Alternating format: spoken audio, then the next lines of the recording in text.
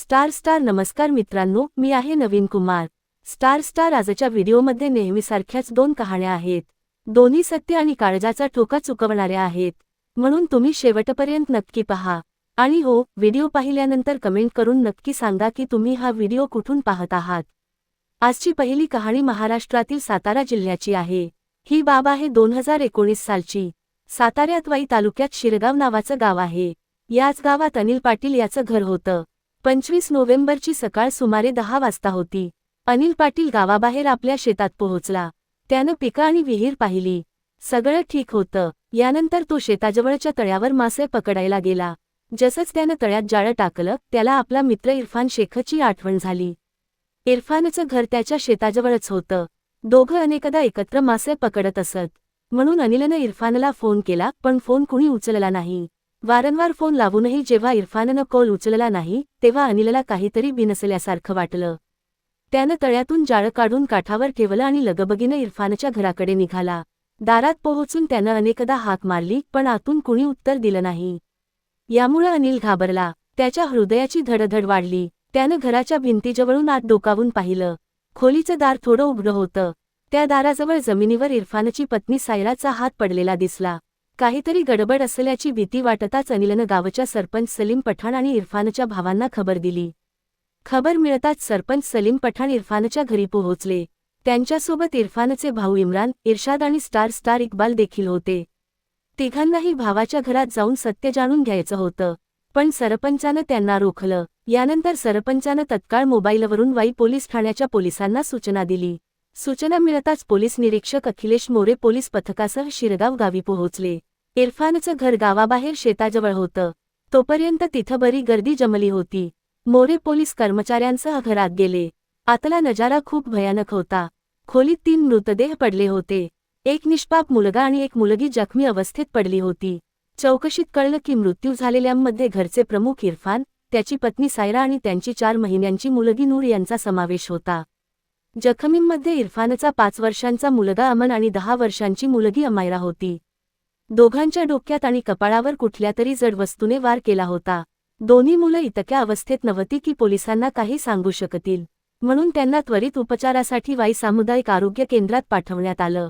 Police निरीक्षक अखिलेश मोरे यांनी घटनास्थळाची तपासणी सुरू केली। सायराचा मृतदेह दाराजवळ पडला होता। तिचे कपडे नव्हते। तिच्या डोक्यावर आणि चेहऱ्यावर कुठल्यातरी जड वस्तूने मारलं होतं। तिचं वय सुमारे 32 वर्ष होतं। परिस्थिती पाहता असं वाटत होतं की तिच्यावर गैरकृत्य करण्यात आलं आहे, कारण मृतदेहाजवळ वापरलेलं कंडोम देखील पडलेलं आढळलं। पोलिसांनी तो पुरावा म्हणून जप्त केला। सायराच्या शेजारीच तिचा पती इरफानचा मृतदेह जमिनीवर पडला होता। त्याचं डोकं फुटलं होतं आणि रक्त वाहून गेलं होतं। त्याचा मृत्यू झाला होता। इरफानचं वय सुमारे 35 वर्ष होतं। इरफानची 4 महिन्यांची मुलगी नूरचा मृतदेह चारपाईवर पडला होता। तिच्या अंगावर दुखापतीच्या खुणा नव्हत्या। पोलिसांना संशय होता की तिचा मृत्यू गुदमरून झाला आहे। या तिहेरी हत्याकांडाची बातमी आगीप्रमाणे आजूबाजूच्या गावांमध्ये पसरली। पाहता शेकडो लोक घटनास्थळी जमा झाले। गर्दी वाढताना पाहून पोलीस निरीक्षक अखिलेश मोरे यांनी आपल्या वरिष्ठ अधिकाऱ्यांना खबर दिली आणि अधिक पोलीस बल पाठवण्यास सांगितलं। थोड्या वेळाने साताऱ्याचे एसपी स्टार त्रिवेणी पाटील, एसपी सिटी पंकज जाधव आणि सीओ सदर अकमल शेख पोलीस पथकासह घटनास्थळी पोहोचले। एसपी त्रिवेणी पाटील यांनी घटनास्थळी डॉग स्क्वॉड आणि फॉरेन्सिक पथकही बोलावून घेतलं।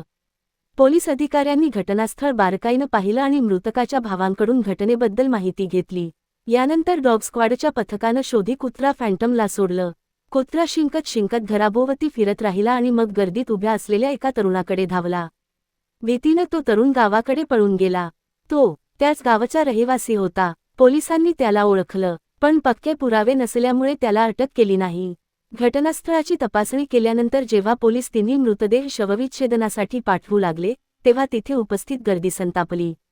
लोक म्हणाले की जोपर्यंत आयजी झोन, डीआयजी किंवा कुठला मोठा अधिकारी येऊन कारवाईचा विश्वास देत नाही, तोपर्यंत ते मृतदेह उचलू देणार नाहीत। यावर एसपी सिटी पंकज जाधव आणि सीओ सदर अकमल शेख यांनी गर्दीला बराच वेळ समजावलं आणि परिस्थिती आटोक्यात आणण्याचा प्रयत्न केला। पोलिसांच्या समजावणीचा संतप्त जनतेवर काहीच परिणाम झाला नाही। लोक आपल्या मागणीवर ठाम होते। परिस्थिती बिघडू नये म्हणून एसपी सिटी पंकज जाधव यांनी डीआयजी आणि परिसराचे आमदार बाळा भोसले यांच्याशी फोनवर बोलून संपूर्ण परिस्थिती सांगितली। थोड्या वेळाने डीआयजी स्टार मनोज तिवारी आणि आमदार बाळा भोसले घटनास्थळी पोहोचले। डीआयजी मनोज तिवारी यांनी लोकांना समजावताना सांगितलं की तुमचा राग अगदी बरोबर आहे। पोलीस तुमच्या भावना समजून घेतात, पण तुम्ही लोक चौकशीत अडथळा आणू नका। आम्ही तुम्हाला विश्वास देतो की हत्यारा कुठेही लपला असेल, त्याला शोधून काढू आणि या जघन्य हत्याकांडात त्याला कडक शिक्षा मिळवून देऊ। परिसराचे आमदार बाळा भोसले यांनी मृतकाच्या नातेवाईकांना विश्वास दिला की जी काही मदत शक्य असेल ती ते करतील। त्यांनी हेही सांगितलं की मृतकाच्या मुलांच्या संगोपनाचा आणि शिक्षणाचा खर्च ते स्वतः उचलतील। आमदाराच्या या विश्वासानंतर लोकांनी त्यांच्या बोलण्याचं स्वागत केलं। डीआयजी आणि आमदाराच्या विश्वासानंतर संतप्त लोक शांत झाले। यानंतर पोलिसांनी तिन्ही मृतदेह शवविच्छेदनासाठी जिल्हा रुग्णालयात पाठवले। परिस्थिती बिघडण्याची शक्यता लक्षात घेऊन गावात मोठा पोलीस बल तैनात करण्यात आलं। रात्रीच शवविच्छेदन करण्यात आलं आणि मृतदेह त्यांच्या भावांना सुपूर्द करण्यात आले। मोठ्या पोलीस बंदोबस्तात तिन्ही मृतदेहांना दफन करण्यात आलं। एसपी त्रिवेणी पाटील यांच्या संपूर्ण कार्यकाळात हे सर्वात भयंकर प्रकरण होतं। या तिहेरी हत्याकांडाचा छडा लावण्यासाठी त्यांनी एक खास पथक तयार केलं। या पथकाचं काम एसपी सिटी पंकज जाधव यांच्या देखरेखीखाली होणार होतं। पथकात वाई पोलीस ठाण्याचे निरीक्षक अखिलेश मोरे, सहाय्यक निरीक्षक के सिंग, सीओ सदर कमल शेख आणि सर्व्हिलान्स पथकाचा समावेश करण्यात आला। पथकानं सर्वप्रथम घटनास्थळाची पुन्हा बारकाईनं पाहणी केली। यानंतर तिन्ही मृतकांचे शवविच्छेदन अहवाल बारकाईनं वाचले। अहवालात समोर आलं की सायराचा मृत्यू डोक्यावर गंभीर दुखापत झाल्याने आणि जास्त रक्तस्राव झाल्याने झाला होता। तिच्यावर गैरकृत्य करण्यात आलं होतं। तिचा पती इरफानचा मृत्यू डोक्याच्या शिरा फुटल्याने झाला होता, तर 4 महिन्यांच्या निष्पाप नूरचा मृत्यू गुदमरून झाला होता। विचार केल्यानंतर पोलीस पथकाला वाटलं की हे प्रकरण अवैध संबंधांशी निगडीत असू शकतं। याच संशयात पथकानं इरफानच्या भावांशी चौकशी केली। दोघांनी सांगितलं की सायरा मिळून मिसळून राहणारी होती, पण तिच्या घरी कुठल्याही बाह्य माणसाचं येणं जाणं नव्हतं। ती आपल्या नवऱ्याशिवाय दुसऱ्या कुणालाही पसंत करत नव्हती। भावांच्या बोलण्यावरून स्पष्ट झालं की सायरा पूर्णपणे चांगल्या चारित्र्याची बाई होती। तिचा कुठल्याही अनोळखी पुरुषाशी गैरसंबंध नव्हता। यामुळे पोलिसांना वाटू लागलं की कुठल्यातरी वाईट माणसानं जबरदस्तीनं सायरासोबत गैरकृत्य केलं आणि विरोध केल्यावर तिची हत्या केली। आता प्रश्न होता की तो हैवान कोण असू शकतो? जेव्हा पथकानं याबद्दल पुन्हा विचारलं, तेव्हा इम्राननं सांगितलं की नटवस्तीतला एक तरुण असा गुन्हा करू शकतो। संशयाच्या आधारावर पोलीस पथकानं नटवस्तीतील त्या तरुणाला ताब्यात घेतलं आणि त्याच्याशी कडकपणे चौकशी केली, पण त्यानं गुन्हा कबूल केला नाही। त्याचं म्हणणं होतं की त्याला शत्रुत्वामुळे अडकवलं जात आहे आणि तो निर्दोष आहे। पोलिसही कुठल्या निर्दोष व्यक्तीला अडकवू इच्छित नव्हती। तो तरुण संशयाच्या घेऱ्यात नक्की होता, म्हणून त्याला पूर्णपणे सोडलंही गेलं नाही। पण पक्के पुरावे नसल्यानं पोलीस पुढील चौकशीत व्यस्त होते। आतापर्यंत रुग्णालयात दाखल असलेल्या निष्पाप अमन आणि अमायराची प्रकृती बरी सुधारली होती। दोघं विधान देण्याइतपत बरी झाली होती। पोलीस त्यांचं विधान नोंदवण्यासाठी आरोग्य केंद्रात पोहोचले। तिथं उपचार करणारे डॉक्टर प्रदीप यांनी पोलिसांना सांगितलं की दोघांच्या डोक्यात दुखापत होती, जी आता बरीचशी बरी झाली आहे। यादरम्यान डॉक्टरांनी एक धक्कादायक माहिती दिली। ते म्हणाले की अमायरावरही गैरकृत्य करण्यात आलं आहे। हे ऐकून पोलीस हैराण झाले आणि विचारात पडले। पोलिसांनी दोन्ही मुलांशी चौकशी केली। अमायरानं सांगितलं की त्या रात्री घरात कुठलातरी चोर घुसला होता। जेव्हा ती उठली आणि आईकडे पाणी मागायला गेली, तेव्हा चोरानं तिला पकडलं। त्यानं अमायराच्या कपाळावर वीट घालून वार केला, ज्यामुळे ती बेशुद्ध झाली। यानंतर चोरानं अमायरावर गैरकृत्य केलं। अमायरानं ओरड केली तेव्हा तिचा भाऊ अमन रडू लागला।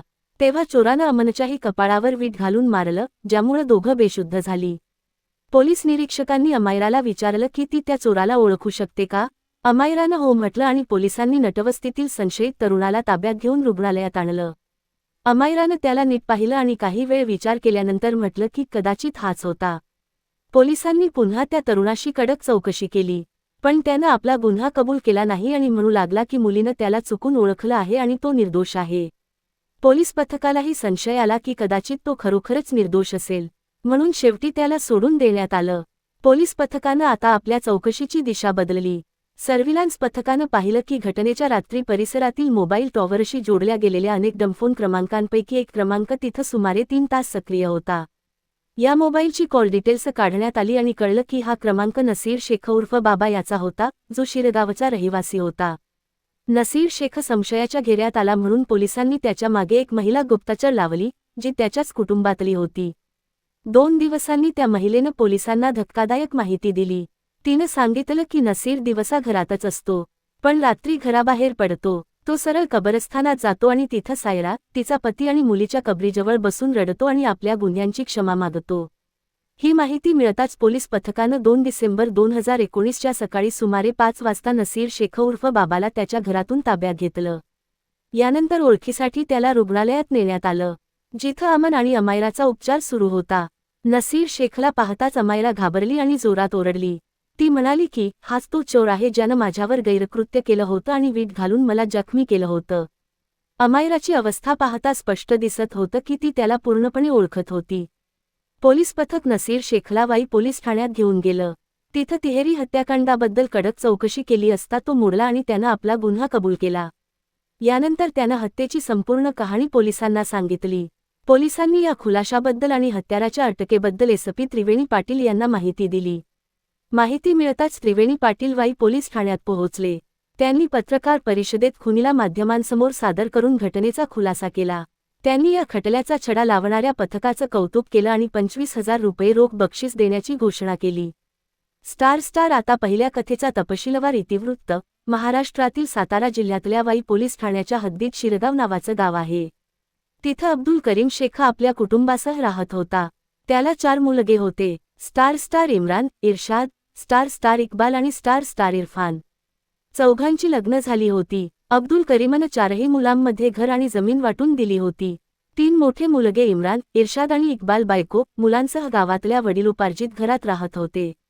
सगळ्यात धाकटा मुलगा इरफाननं गावाबाहेर आपल्या शेतात पत्र्याचं घर बांधलं होतं आणि तो तिथं आपल्या पत्नी आणि मुलांसह राहत होता. सुमारे 10 वर्षांपूर्वी इरफानचं लग्न त्याच गावच्या सायराशी झालं होतं. सायरा एका गरीब कुटुंबातली सुंदर मुलगी होती. इरफान सायराच्या घरी येत जात असायचा. यादरम्यान त्याची नजर सायरावर पडली. पहिल्याच भेटीत दोघांचं एकमेकांवर मन गेलं. त्यांचं प्रेम वाढू लागलं. हे पाहून कुटुंबियांनाही कळलं. दोन्ही कुटुंबांनी बोलणी करून निर्णय घेतला आणि सायरा आणि इरफानचं लग्न लावून दिलं. इरफानला सायरासारखी सुंदर आणि चांगली पत्नी मिळाल्यानं तो खूप सुखी होता. पती पत्नीचे दिवस आनंदात जाऊ लागले. इतक्यात लग्नाला 5 वर्ष उलटून गेली. कळलंच नाही. या 5 वर्षांत सायरानं मुलगी अमायरा आणि मुलगा अमन यांना जन्म दिला. मुलांच्या जन्मानं त्यांचा आनंद द्विगुणित झाला.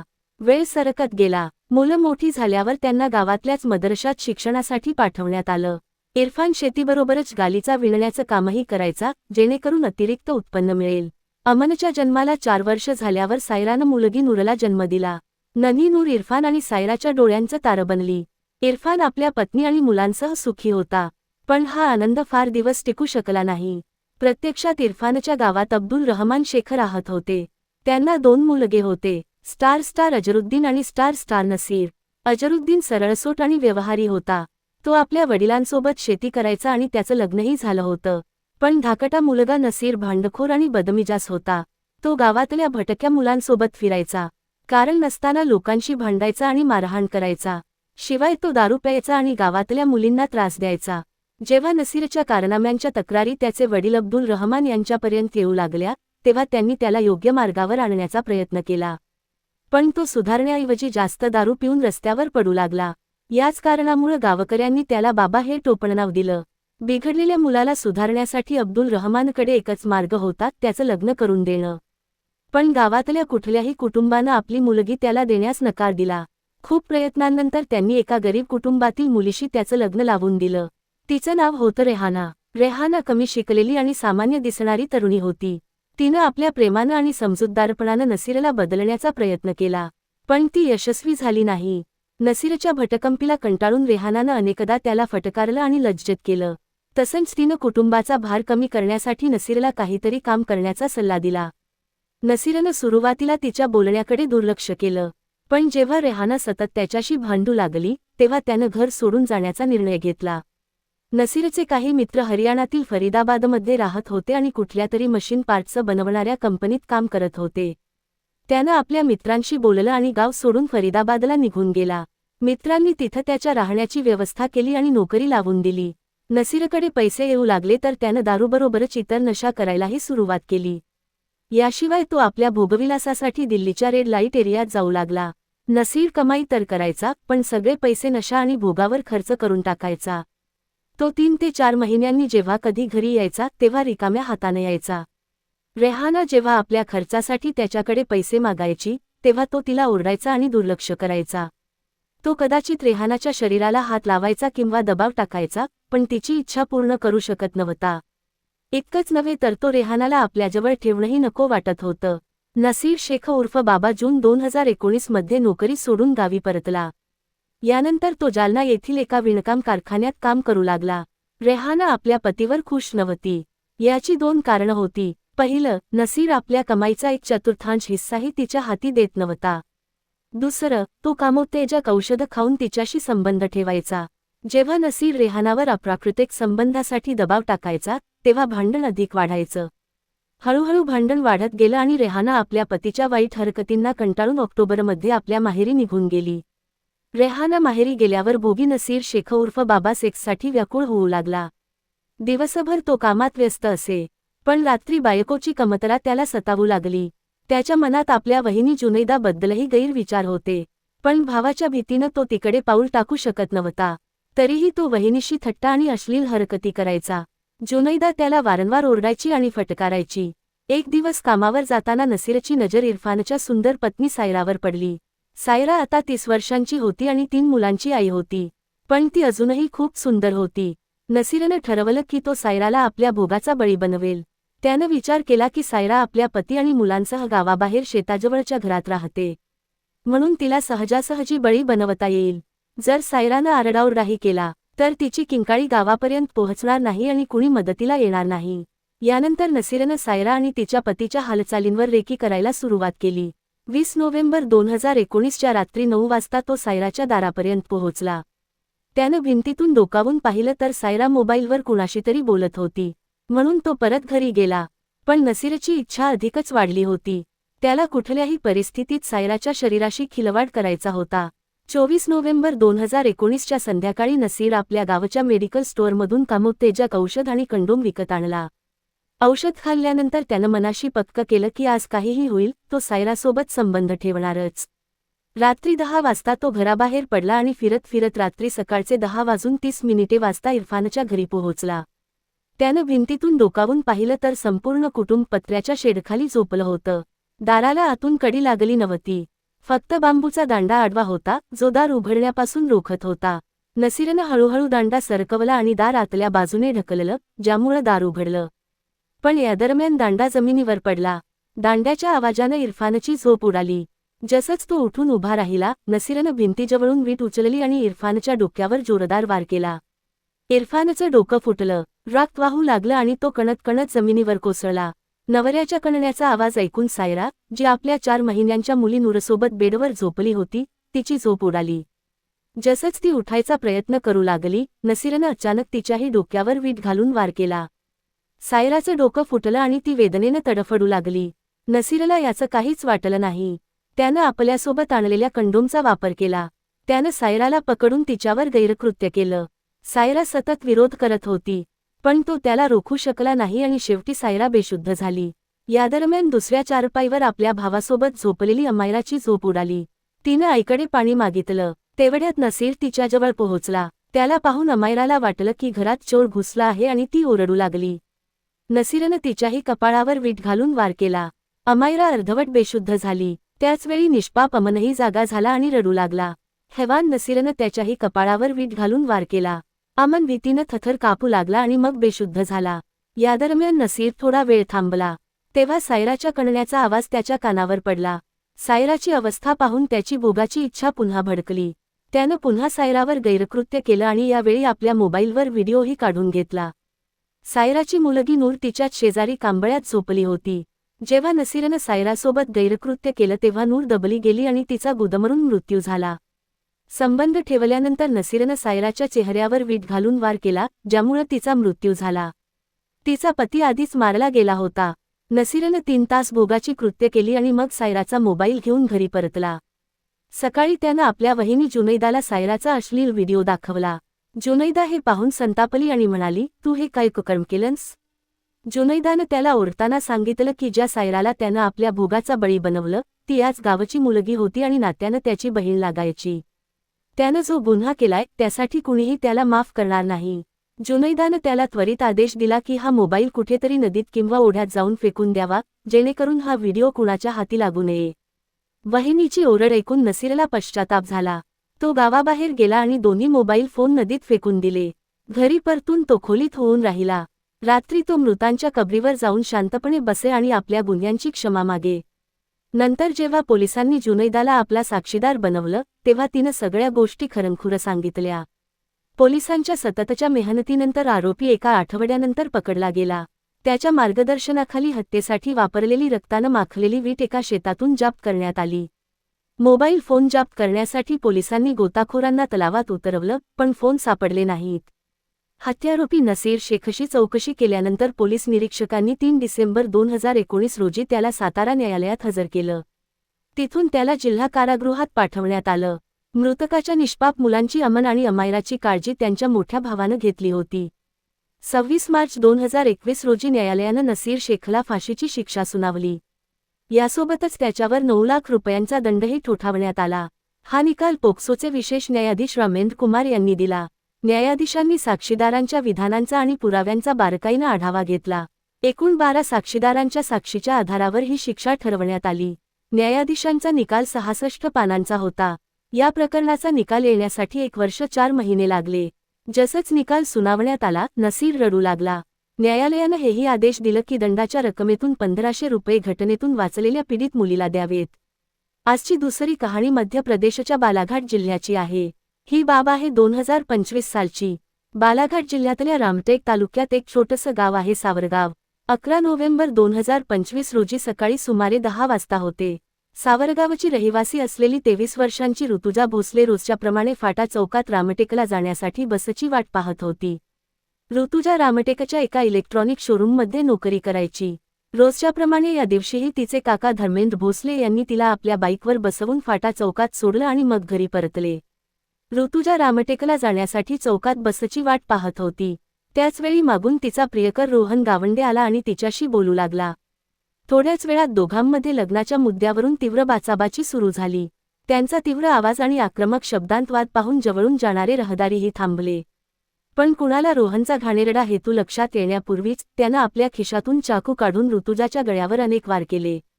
ऋतुजा सुटकेसाठी जोरजोरात ओरडू लागली. पण आश्चर्याची बाब म्हणजे तिथे उपस्थित लोकांपैकी कुणीही इतकं धाडस दाखवलं नाही की तिला हल्लेखोरापासून वाचवता आलं असतं. सगळे लोक उभे राहून प्रेक्षक बनले. काही लोक तर मोबाईलवर संपूर्ण घटनेचा व्हिडिओ बनवू लागले. हा देखावा सिनेमासारखा अनेक मिनिटं सुरू होता. यादरम्यान ऋतुजा गंभीर जखमी होऊन रस्त्यावर कोसळली. असं असूनही खुनी रोहन तिच्या गळ्यावर चाकूनं तोपर्यंत वार करत राहिला, जोपर्यंत तिचा जीव गेला नाही. ऋतुजाच्या मृत्यूनंतर रोहननं मृत मुलीचं डोकं आपल्या मांडीवर घेऊन काही वेळ तिच्या दुपट्ट्यानं आपल्या हातांवर लागलेलं रक्त पुसलं. मग त्यानं त्याच चाकूनं आपल्या अंगावर वार केले आणि बेशुद्ध होऊन ऋतुजाच्या शवाजवळच लोळण घेतली. गजबजलेल्या भागात ही घटना घडताच थोड्याच वेळात बरी गर्दी जमली. या काळजाचा ठोका चुकवणाऱ्या आणि हृदयद्रावक घटनेनं थंडगार वातावरणातही सगळीकडे हळहळ पसरली. घटना इतकी गंभीर होती की पोलीस खात्यात खळबळ उडाली. घटनास्थळी उपस्थित कुणीतरी पोलीस नियंत्रण कक्षाला या रोमांचक घटनेची माहिती दिली. पोलीस तिथं पोहोचण्यापूर्वीच ऋतुजानं घटनास्थळीच प्राण सोडला. माहिती मिळताच पोलीस नियंत्रण कक्षानं वायरलेसद्वारा संदेश पाठवला आणि रामटेक पोलीस ठाण्याचे एसएचओ स्टार जयंत मरस्कोले यांना त्वरित घटनास्थळी पाठवलं. पोलीस नियंत्रण कक्षाकडून माहिती मिळताच एसएचओ जयंत मरस्कोले काही पोलीस कर्मचाऱ्यांसह घटनास्थळी रवाना झाले. थोड्या वेळानं तिथं पोहोचून त्यांनी चौकशी सुरू केली. चौकशीत कळलं की तिथं रक्तानं माखलेल्या अवस्थेत पडलेल्या तरुणीचा मृत्यू झाला होता. तर जखमी अवस्थेत पडलेला तरुण कणत होता. पोलिसांनी त्याला त्वरित सरकारी रुग्णालयात दाखल केलं. प्रकरणाची गंभीरता लक्षात घेऊन एसएचओंनी पोलिसांच्या वरिष्ठ अधिकाऱ्यांना सूचित केलं. माहिती मिळताच बालाघाट जिल्ह्याचे एसपी स्टार आदित्य मिश्रा, अतिरिक्त एसपी स्टार आदर्श शुक्ला आणि रामटेकचे एसडीपीओ कर्णदीप सिंग देखील घटनास्थळी पोहोचले. पोलीस अधिकाऱ्यांनी घटनास्थळाची आणि मृत मुलीच्या रक्तानं माखलेल्या शवाची पाहणी केली. ऋतुजाच्या गळ्यावर चाकूचे खोल जखम होते आणि श्वासनलिकेच्या शिराही कापल्या गेल्या होत्या. शवाजवळ तोच चाकू पडला होता ज्यानं हत्यारानं ही घटना घडवली होती. घटनास्थळावर मिळालेल्या मोबाईल फोनमधील सेव्ह क्रमांकांवरून पोलिसांनी दोघांच्या नातेवाईकांचे क्रमांक शोधले आणि त्यांना या घटनेची माहिती दिली. माहिती मिळताच ऋतुजाच्या कुटुंबियांच्या पायाखालची जमीन सरकली की रोहननं त्यांच्या मुलीला मारून टाकलं आहे. ते धावत घटनास्थळी पोहोचले. रस्त्यावर आपल्या एकुलत्या एक मुलीला रक्ताच्या थारोळ्यात मृत पाहून नातेवाईक काही वेळ सुन्न झाले. त्यांच्या डोळ्यांतून अश्रू ओघळू लागले. ऋतुजाचे वडील शिवशंकर आणि काका धर्मेंद्र यांच्या डोळ्यांत अश्रू पाहून सगळे समजले की काहीतरी गंभीर गडबड आहे. त्यांनी धीर करून धर्मेंद्रला विचारलं की ऋतुजा कशी आहे, पण धर्मेंद्र काहीच सांगण्याची हिंमत करू शकला नाही आणि जोरजोरात रडू लागला. हे पाहून नातेवाईक आणि शेजाऱ्यांच्या लक्षात आलं की भोसले कुटुंबाच्या एकुलत्या एक मुलीबरोबर भयंकर अनर्थ घडला आहे. घटनास्थळी पोहोचलेल्या पोलिसांच्या वरिष्ठ अधिकाऱ्यांनी सर्व कारवाई आपल्या उपस्थितीत पार पाडली. पोलिसांनी घटनास्थळावरून सर्व पुरावे गोळा केले. तिथं व्हिडिओग्राफी करण्यात आली आणि रक्ताचे नमुने घेण्यात आले जेणेकरून DNA तपासणी करता येईल. हत्या झालेल्या ठिकाणाहून पोलिसांनी रक्तानं माखलेला चाकू, 2 मोबाईल फोन आणि मृत मुलीची पिशवी जप्त केली. ऋतुजा भोसलेचा मृतदेह शवविच्छेदनासाठी पाठवण्यात आला. कागदी कारवाई पूर्ण केल्यानंतर SHO पोलीस ठाण्यात परतले. हे सगळं होताना दुपारचे 12 वाजून गेले होते. या दरम्यान मानवतेला काळिमा फासणाऱ्या या घटनेची बातमी पसरताच रामटेक पोलीस ठाण्याच्या गेटवर लोकांचा हुजूम उसळला. या हुजूममध्ये राजकीय पक्षांचे पदाधिकारी, कार्यकर्ते, सामाजिक संघटना आणि मृत मुलीचे नातेवाईक सगळेच सहभागी होते. या जघन्य हत्येबद्दल सर्वांमध्ये तीव्र संताप होता. ते हत्याराला फाशी देण्याची, त्याचं घर बुलडोझरनं जमीनदोस्त करण्याची आणि मृत मुलीच्या कुटुंबाला 1 कोटी रुपये देण्याची मागणी करत धरण्यावर बसले आणि घोषणाबाजी करू लागले. जसंच SP आदित्य मिश्रा, अतिरिक्त SP आदर्श शुक्ला आणि SDPO करणसिंह घटनास्थळाची पाहणी करून परत येऊ लागले, गर्दीनं त्यांना कायदा आणि सुव्यवस्थेचा मुद्दा बनवून घेरलं. वातावरण तणावपूर्ण झालं. कुठल्याही अनर्थापासून बचावण्यासाठी SHOंनी पोलीस ठाण्यातून अतिरिक्त फौज बोलावून घेतली. पोलीस अधिकाऱ्यांनी आरोपीविरुद्ध कडक कारवाईचं आश्वासन देऊन आंदोलकांना समजावून शांत केलं. तिकडे रामटेकच्या नागरी रुग्णालयातून ऋतुजाचा हत्यारा रोहन डिस्चार्ज मिळताच पोलीस त्याला पोलीस ठाण्यात घेऊन आले. अतिरिक्त SP आदर्श शुक्ला यांच्या उपस्थितीत त्यानं आपला गुन्हा कबूल केला. जेव्हा पोलिसांनी त्याला ऋतुजाची हत्या करण्याचं कारण विचारलं, तेव्हा त्याची जी कहाणी समोर आली ती काळजाला चटका लावणारी होती. रोहननं सांगितलं की तो ऋतुजाला शाळेच्या दिवसांपासून ओळखत होता. दोघांचं गेल्या 5 वर्षांपासून प्रेमसंबंध होतं. सुरुवातीला ऋतुजाही त्याला खूप जीव लावायची. त्यानं पुढे सांगितलं की जेव्हा जेव्हा तो ऋतुजाला भेटायचा ती खूप प्रेमानं बोलायची.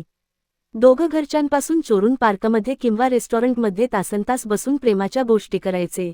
पण गेल्या काही दिवसांत ऋतुजा अचानक पूर्णपणे बदलली होती आणि त्याचा तिरस्कार करू लागली होती. रोहननं पुढे सांगितलं, मला समजलं नाही की असं काय घडलं की ऋतुजानं माझे फोन पण उचलणं बंद केले. या गोष्टीमुळे मी खूप तणावात आलो होतो. मी तिला लग्नासाठी खूप समजावलं. अनेकदा म्हटलं की माझ्यासोबत येऊन संसार थाट, पण ती कुठल्याही परिस्थितीत मानली नाही. मला आधीच माहिती होतं की ऋतुजा रोज सकाळी फाटा चौकातून बस पकडून रामटेकला जाते. म्हणून मी त्या दिवशी आधीच चौकात पोहोचलो आणि तिच्या येण्याची वाट पाहू लागलो. जसंच ती आली, मी तिच्याजवळ गेलो आणि शेवटची लग्नाची बात केली. पण जेव्हा तिनं पुन्हा साफ नकार दिला, तेव्हा रागाच्या आणि उन्मादाच्या भरात मी तिची हत्या करण्याचा निर्णय घेतला. तिकडे ऋतुजाच्या आई-वडिलांचं स्पष्ट म्हणणं आहे की त्यांच्या मुलीचं रोहनशी काहीही प्रकरण नव्हतं. रोहन जबरदस्तीनं तिच्या मागे लागला होता आणि तिला त्रास देत होता.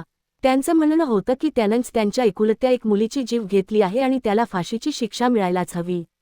पोलिसांनी रोहनशी तपशीलवार चौकशी केल्यानंतर त्याला विधिवत अटक केली आणि कडक बंदोबस्तात न्यायालयात हजर केलं, जिथून त्याला तुरुंगात पाठवण्यात आलं. आश्चर्याची गोष्ट म्हणजे रोहनच्या चेहऱ्यावर ना कुठली भीती होती, ना पश्चाताप. तो अगदीच बेफिकीर दिसत होता. जणू त्यानं केलेल्या कृत्याचं त्याला काहीच वाईट वाटत नव्हतं. ही घटना केवळ एका हत्येची कहाणी नसून समाजासाठी एक कटू शिकवण आहे. जेव्हा कुणाच्या नकाराचा आदर केला जात नाही आणि त्याला जबरदस्तीनं प्रेमाचं नाव दिलं जातं, तेव्हा त्याचा परिणाम अत्यंत भयंकर होतो. प्रेम कधीच दबाव, धमकी किंवा हट्टानं होत नाही. या घटनेनं हेही दाखवून दिलं की गर्दीत उभे असलेले लोक जर वेळीच धाडस दाखवले असते, तर कदाचित एका निष्पाप जीवाचं रक्षण झालं असतं. गप्प राहणं आणि तमाशा पाहणं हेही कुठेतरी गुन्ह्याला प्रोत्साहन देण्यासारखं आहे. कुणाच्या इच्छेविरुद्ध केलेला पाठलाग प्रेम नसून गुन्हा आहे. समाजाला अशा प्रकरणांमध्ये मूकप्रेक्षक नव्हे, तर जबाबदार नागरिक व्हावं लागेल. कायदा कठोर शिक्षा देऊ शकतो, पण अशा घटना रोखण्याची जबाबदारी आपल्या सर्वांची आहे. एक चुकीचा विचार, एक हट्ट आणि एका क्षणाचा राग कसा संपूर्ण आयुष्य उद्ध्वस्त करून टाकतो, याची ही कहाणी साक्ष आहे. आमचा उद्देश हा आहे की लोक या घटनांमधून शिकावे आणि चुकीच्या मार्गांवर चालण्यापासून दूर राहावे.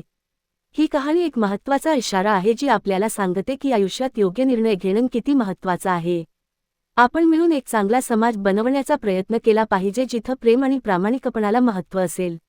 अशा सत्य घटना आणि त्यातून मिळालेल्या संदेशांसोबत मी पुन्हा परत येईन. तोपर्यंत सुरक्षित राहा, सतर्क राहा आणि लक्षात ठेवा, प्रत्येक पाऊल विचारपूर्वक उचला.